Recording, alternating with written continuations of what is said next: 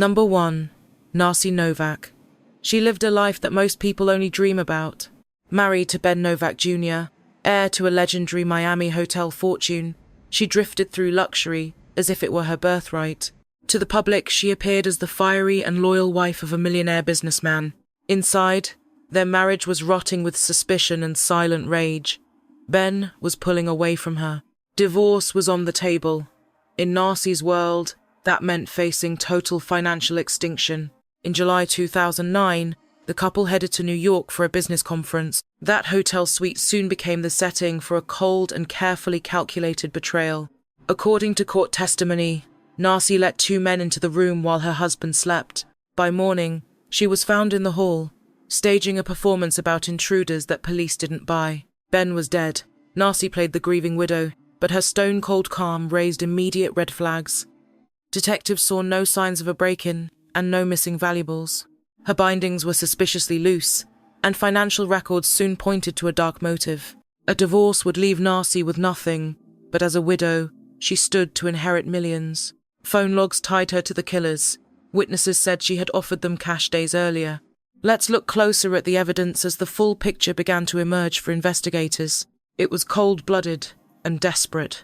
But then came the real shock. Months earlier, Ben's 86-year-old mother, Denise Novak, was found dead in her Florida home. It looked like a tragic accident until detectives took a second look after Ben's murder. Bruises on her skull suggested a brutal attack rather than a simple fall. Phone evidence placed Narcy's associates near the house just days before the woman died. The pattern was clear. She hadn't just cleared one hurdle to the family fortune. She had cleared 2. This was no accident. It was a cold campaign to secure an empire. In 2012, a New York jury convicted Narcy Novak of first-degree murder and conspiracy in both deaths. She was sentenced to life without parole. She still claims she is innocent today. But nobody, from the police to the family, believes a word she says. Today, Narcy is just an inmate number, stripped of the luxury she once flaunted to the world. Her fall was built brick by brick with greed disguised as affection. Stick with me, this next case shows how a marriage can become a literal battlefield. Number 2. Sabrina Limon. She seemed like the perfect wife that everyone envied. She and her husband Robert, or Robbie, were well-loved members of their California community. They worked at a rail yard and shared a life of church events and smiling social media photos. But beneath that small-town image, Sabrina was looking for a way out. In her mid-30s, she started a secret affair with a younger firefighter named Jonathan Hearn. Their flirtation quickly spiraled into a plot that left no room for Robbie to exist. In August 2014, Robbie was found shot to death inside the rail yard building. Friends thought it was a workplace ambush, while Sabrina played the part of the heartbroken widow. She did interviews and thanked her supporters, speaking softly about her faith. Yet detectives noticed she wasn't actually afraid of whoever killed her husband. She never once asked if she or her kids were in any danger. Instead, she was focused on insurance papers. It was a small but telling detail. When police checked the phone records, they found a trail of frequent calls to Jonathan. Sabrina claimed he was just a friend, but Jonathan was the first to crack. He admitted to the shooting, claiming Sabrina told him her husband was abusive and dangerous. The detectives didn't buy it. The story was far more calculated. We are about to see that this shooting was not their first attempt. Sabrina reportedly served him a pudding dessert that left him violently ill. He simply assumed it was a bad case of food poisoning. Detectives suspected something far more sinister. After that subtle attempt failed, she allegedly pivoted to a much more direct, violent solution. Based on Jonathan's court testimony, Sabrina confessed she wanted her husband dead to clear a path for their romance.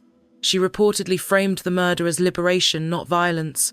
He claimed she described it as an act of mercy. Suddenly, investigators realized this was no random shooting or street crime. They were staring at a love triangle turned murder conspiracy. The prosecution gave the jury 2 simple motives: passion and cold, hard cash. Robbie's death allowed Sabrina to collect $300,000 in life insurance, move in with her lover, and finally delete the only obstacle standing between her fantasy and reality. Leaked texts between the lovers revealed plans for a future together, even debating how to explain Robbie's permanent absence to her own children. Those messages showed zero panic. They only showed cold, calculated planning. In October 2017, A Kern County jury found 37-year-old Sabrina guilty of first-degree murder and conspiracy. Jonathan turned on her for a plea deal, while Sabrina remained completely stone-faced as the judge handed down her sentence. No tears and no apologies. She simply watched her world collapse in silence. Today, she is serving a life sentence in a California prison. The woman who once played the perfect, smiling wife in the church pews now lives behind concrete walls, forever separated from the man she killed and the man she killed for.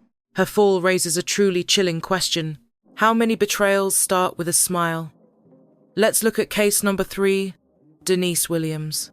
Jerry Mike Williams was a man everyone called reliable, a devoted husband, and a pillar of his local community. He was a church-going neighbor and a successful real estate appraiser in Tallahassee. But to Denise, he was more than just a partner. Mike was her ticket to lifelong financial security. While Mike thought they were building a future, Denise was secretly writing a new script that didn't include him at all. On December 16th, 2000, Mike left early for a solo duck hunting trip on Lake Seol.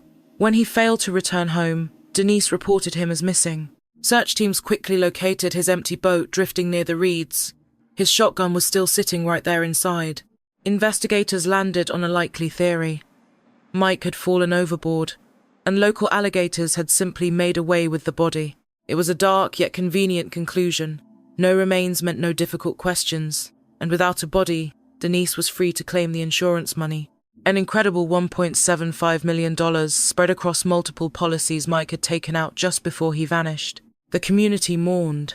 Denise accepted their sympathy, casseroles, and condolences. But she wasn't actually grieving. She was moving on and doing it fast. Only 6 months after Mike vanished, she began a relationship with his best friend, Brian Winchester, a man who had helped lead the search for Mike. 2 years later, they married. To the public, it looked like two grieving souls finding comfort in each other's arms. To detectives, it looked like a calculated blueprint. Years went by, and the case eventually grew cold. Mike was just another presumed drowning victim until Brian Winchester finally cracked. In 2016, their secret partnership shattered when Brian snapped. Paranoid and spiraling, Brian kidnapped Denise at gunpoint, holding her hostage while screaming about their shared betrayals and crushing guilt. She survived that terrifying encounter, but detectives now had a major reason to reopen the Mike Williams case. Something didn't fit. Why would her husband turn violent unless a dark secret bound them both together? Facing a life sentence for kidnapping, Brian started talking, and once he opened up, the entire facade came crashing down. He confessed there was never an accident on Lake Seol, no alligator attack, and certainly no freak tragedy. He claimed Denise approached him years ago with a plan to murder her husband. She simply didn't want to deal with a divorce. She wanted the money and the freedom. She asked Brian to make Mike disappear forever. Brian admitted he lured Mike onto the lake for a hunting trip and pushed him overboard. When Mike managed to resurface, Brian shot him dead. He buried Mike's body in a remote swamp and returned home as if it were just another day. For 16 years, Denise played the part of a grieving widow. In reality, she was the secret architect of a brutal murder. When prosecutors took her to trial in 2018, the courtroom watched as Brian, the hitman turned husband, took the stand. He testified against her. Their love story, once framed as fate, was finally exposed as a cold murder contract. He told the jury Denise promised him a future together after the hit. She got the insurance and the husband, but the fantasy eventually soured. He grew clingy while she became controlling. In the end, the man she used to kill her spouse became the witness who destroyed her. In February 2019, Denise Williams was convicted of first-degree murder and conspiracy. The judge handed her a life sentence without any chance of parole. Her daughter, the little girl Mike left behind, wouldn't even look at her in that courtroom. Today, she sits in a Florida prison, serving the time she thought her clever mind could avoid. For nearly 20 years, she played the part of a faithful churchgoer and a devoted community volunteer. In reality, her life was built on a hidden grave. Denise hadn't just plotted her husband's death. She wiped him from existence, stole his legacy, and recast herself as the grieving victim. But swamp secrets have a way of surfacing. And now, we look at number 4, Lindsay Shiver. Lindsay Shiver was the picture of perfection, blonde, polished, and always wearing a bright smile. She was a former Alabama beauty queen who eventually married an NFL player named Robert Shiver. They looked like the perfect couple, a handsome husband, 3 kids, and luxury trips. But that glamorous image was incredibly fragile. Behind the Instagram posts, their marriage was rotting. When things turned sour, Lindsay didn't ask for a divorce. She allegedly sought a permanent exit. By July 2023, the couple was vacationing separately in the Bahamas during a bitter dispute. Robert had reportedly learned of Lindsay's affair with a local bartender named Terence Bethel. Seeing photos of Robert with another woman allegedly sent Lindsay into a cold, calculated rage. According to court filings, she sent a chilling message to her lover and a mutual acquaintance. It was only 2 words long, but prosecutors claim it was the clearest instruction possible: kill him. Bahamian police found the message by sheer luck while investigating a different robbery case. They found the text while searching a suspect's phone and realized they had intercepted a major murder plot. Authorities moved fast. Within days, Lindsay and 2 other men were arrested and charged with conspiracy to commit murder. This story gripped the nation. How could a former beauty queen allegedly plot to ambush the father of her own children? In court, Lindsay seemed calm, even relaxed, dressed more for a social lunch than a criminal trial. Prosecutors claim she hired the men to kill Robert abroad, thinking foreign soil would protect her from American laws. To investigators, her motive was simple: get rid of Robert, keep the lifestyle, and hide the affair without a messy legal battle. Instead of the expected tears or panic, Lindsay entered a plea of not guilty. She even made bail and returned to the United States to wait for her trial. She carried herself with confidence, not the fear of a truly desperate woman. It was the cold calm of a woman who believed she could still control the story. She faces 60 years in prison. With her trial set for 2024, this remains one of the most closely watched cases in years. It is the simplicity of the plan that shocks people. A text, a boyfriend, and a disposable hit. No grand conspiracy, just a woman allegedly betting her privilege would act as a shield from justice. Unlike the others, Lindsay is still waiting. But her story proves that danger doesn't always hide in the shadows. Sometimes it hides behind perfect hair and a soft voice. Now, let's meet number 5, Karina Cooper. Ryan Cooper had no reason to doubt his wife. On June 18th, 2021, he was relaxing at home in Iowa. He had no idea his wife was now a cold planner. His wife, Karina, and her secret lover, a man named Houston Danker, finalized a decision they had already rehearsed in secret messages. Ryan never saw it coming. 2 shots to the face killed him instantly. The killers weren't there to mourn his death. By the time months passed, Karina collected $514,882. She played the role of the grieving widow.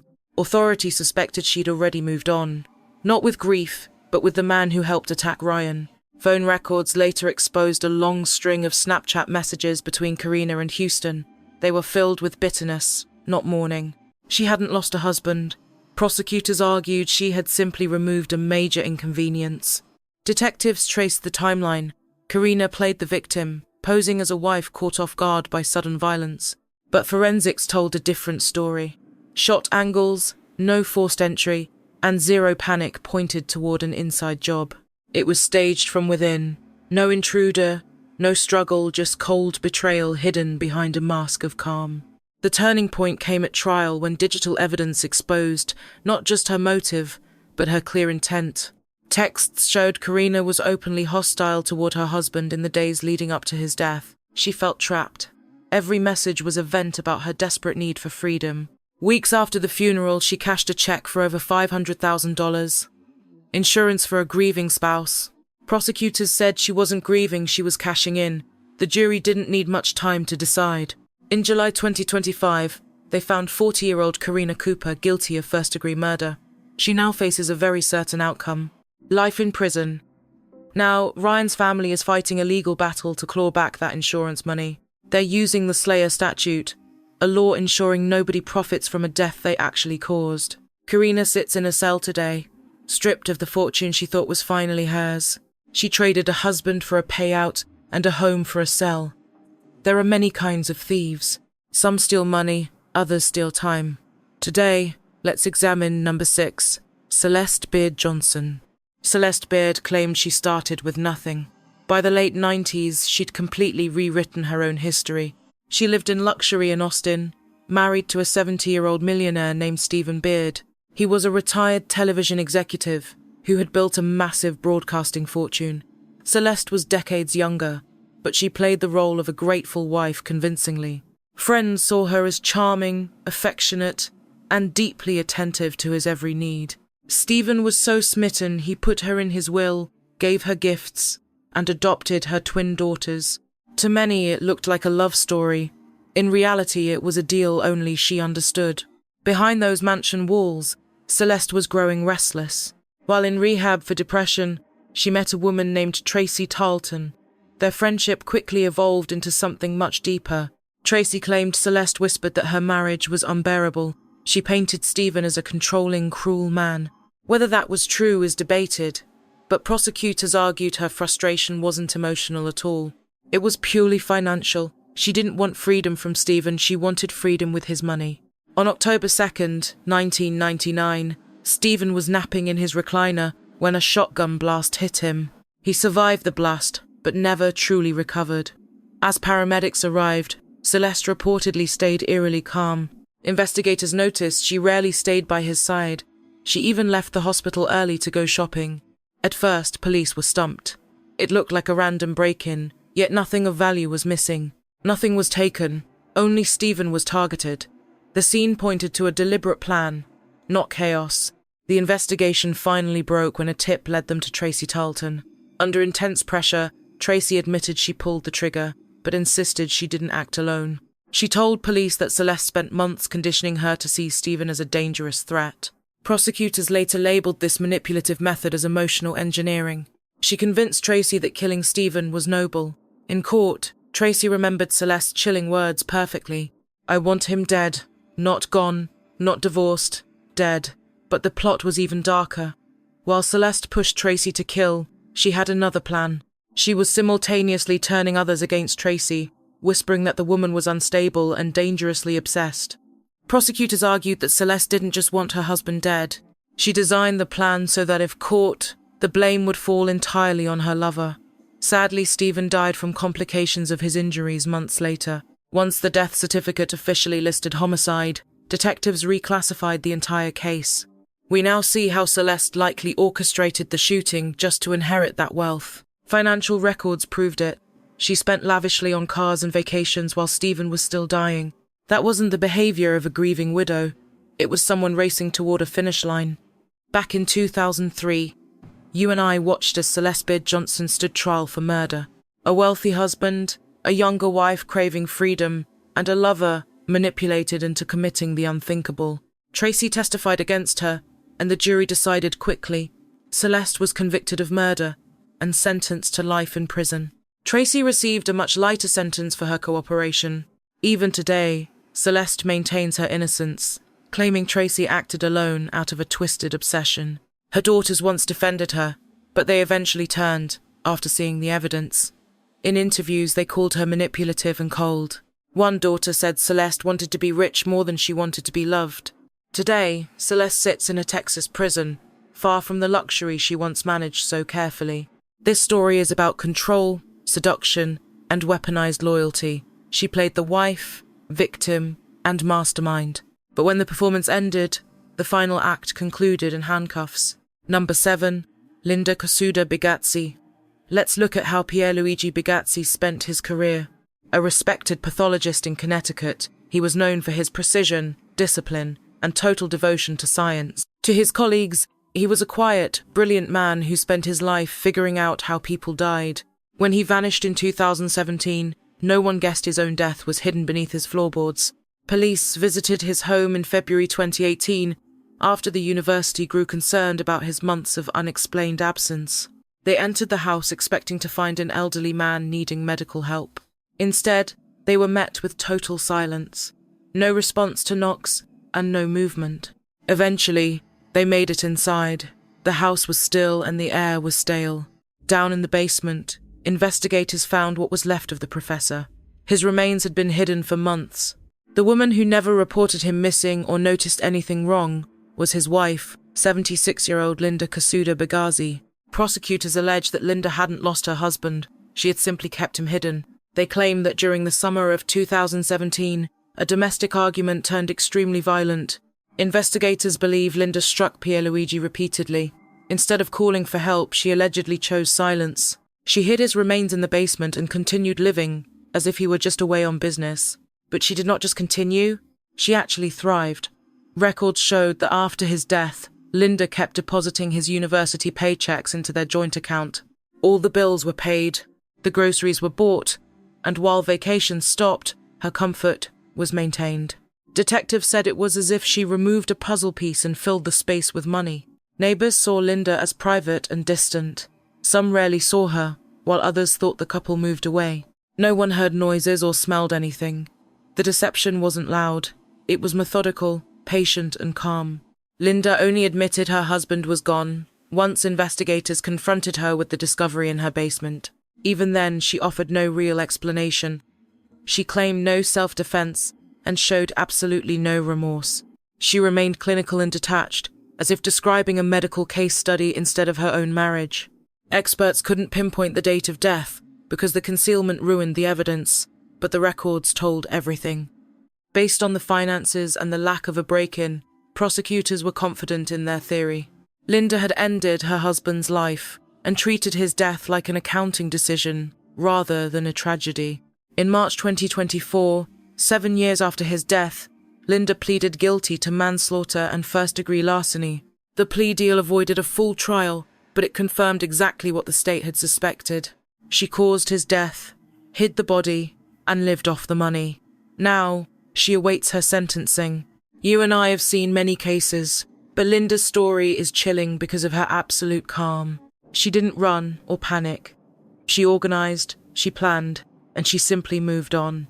That kind of control is often more terrifying than a moment of explosive anger. As she waits for prison, the academic world remembers the professor not for his work, but for his end. A man who studied death went unnoticed until police realized his wife was cashing checks for a missing professor. Number 8. Melody Ferris. On a quiet Georgia farm in 2018, Gary Wayne Ferris was believed to be living a simple country life with his wife Melody. She was known by neighbors as friendly yet private. To the world, they seemed like a typical couple. They argued over money, but nothing seemed wrong. Behind closed doors, their marriage had rotted into bitter resentment. Melody, then 52, had started a secret affair, and lawyers would later claim she viewed her husband as an obstacle, not a partner. Gary vanished that year. Melody spun different tales for her family. He left. He was mad. He just needed space. Some believed her, others were skeptical, but no one pushed. After all, people disappear every day when a marriage fails. Or so she hoped they would think. For years, nobody knew where Gary had gone. As we look back at the case, we see investigators pressing Melody for details that never matched. The break came when forensics searched the farm and found something that couldn't be explained away. Human remains were in an old burn pile. Bones, ash, and pieces of a life destroyed not by time but by fire. Those bones were Gary's. He hadn't run away. He hadn't just vanished to start over. Prosecutors claimed he was shot on the farm while in a position of trust. Then his body was burned and hidden deep among the debris. Melody stayed on the property, living her life normally. She visited stores and chatted with friends, all while her husband's remains smoldered just a few yards away. After her arrest, Melody claimed she was innocent. She swore she had nothing to do with Gary's death. At trial, she took a shocking turn. She blamed her own son for the murder. She claimed he was responsible, saying she only covered for him out of fear. The jury didn't buy it. Prosecutors presented messages, witness statements, and evidence of her affair to establish a motive. She wanted money, freedom, and a life without baggage. In November 2024, a Cherokee County jury found 58-year-old Melody Ferris guilty of murder and concealing a death. The jury reached their decision quickly. The judge gave her life. She won't see parole for 30 years, by which time she will be nearly 90. Even then, Melody refused to take responsibility. No apologies, no tears, just flat-out denial. The courtroom watched as the judge reminded her of the evidence, those bones in the fire, and the inconsistencies in her story. She spoke softly, but that guilty verdict spoke much louder. Now, Melody is an inmate instead of a wife, locked far away from her family farm. She claimed she was the victim, but the jury knew Gary was the real one. Next up, Number 9. Monica Sementantelli. To their neighbors, Monica and Fabio Sementilli appeared to be a successful Los Angeles power couple. Fabio was a famous hairstylist and a big executive in the beauty world. He was often seen with celebrities and featured in major fashion magazines. Monica, his wife of nearly 20 years, stood by his side, smiling proudly in every photo. Their Woodland Hills home projected total warmth and success. But on the afternoon of January 23rd, 2017, that perfect image shattered. Fabio was found in his backyard. He was unresponsive, and police quickly saw he had been murdered. At first, police thought it was a robbery gone wrong. There was forced entry, and items were missing. Friends mourned.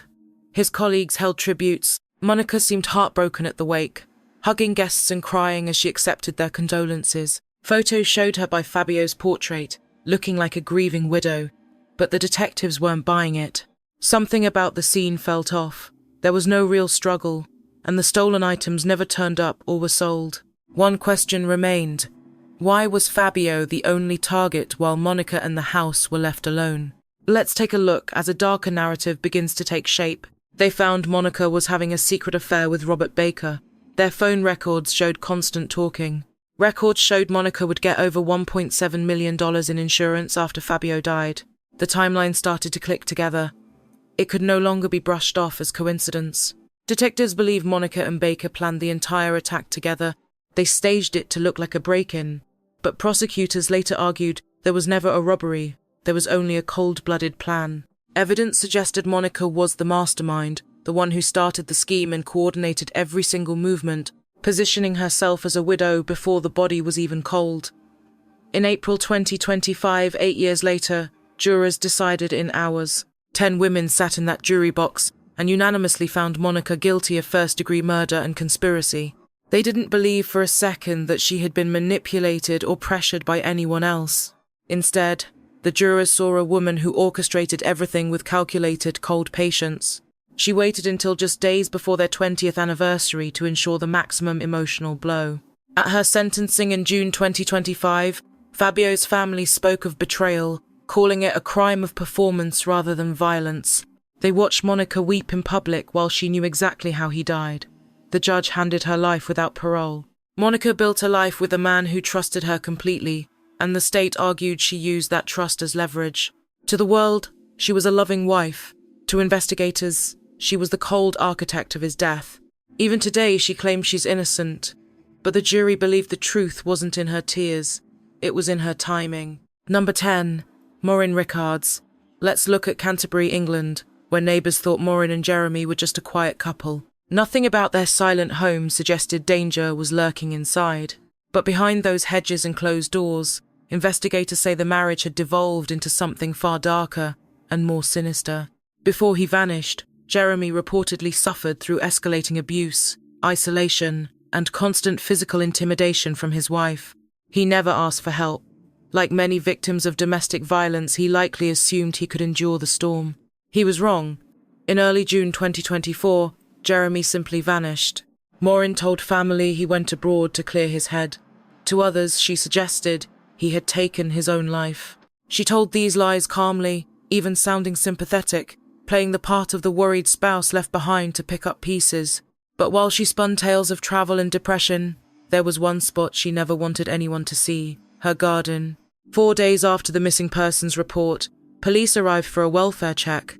Their search was over almost as soon as it started. Tucked behind some shrubs in the back garden, they found a large zippered duffel bag. Inside were Jeremy's hidden remains. Forensic experts later proved he had died weeks earlier, not just days before the discovery. He had been stabbed and strangled before being sealed away to decompose on the property he shared with her. Science told the story Maureen would not. Blood patterns in the home showed a struggle. Insect activity on the body revealed exactly how long he had been dead. Temperature patterns inside that bag confirmed she tried to hide the moment of death. She hadn't lost a husband, she erased him. When confronted with the hard evidence, Maureen didn't break or confess. She just stood by her lies. She continued to deny the truth, refusing to acknowledge what she had done to him. Pathology and entomology built a wall she couldn't climb. Detectives realized she had staged her narrative with cold, calculating precision. First, she eliminated him. Then she built her alibis before anyone even knew the man was missing. Her trial began in early 2025. It took jurors only 4 hours to find her guilty of murder. There was no talk of manslaughter. The court concluded she didn't act out of fear, but with clear intent. In September 2025, a judge sentenced Maureen Rickards to life in prison with a minimum of 24 years. She will be nearly 90 years old by the time she's even eligible for release. The judge pointed out the cruelty of her actions and the aftermath, all those days she spent pretending to be worried. The way she gave false hope to his relatives, trying to frame a murder as a tragic disappearance rather than accountability. Number 11. Stacy Castor. Let's see how Stacy Castor built her entire reputation on grief to the police and neighbours. She seemed to be a twice unlucky widow. In the year 2000, her first husband, Michael Wallace, died suddenly. Doctors blamed a heart attack. Stacy accepted the condolences with trembling dignity and moved on with her life.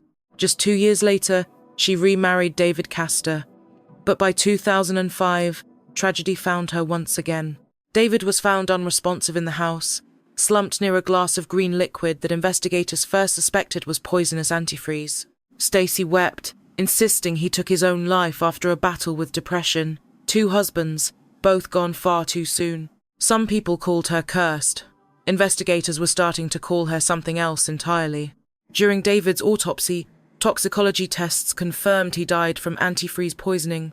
That one detail changed everything for the police. We know antifreeze poisoning is rare and agonizing.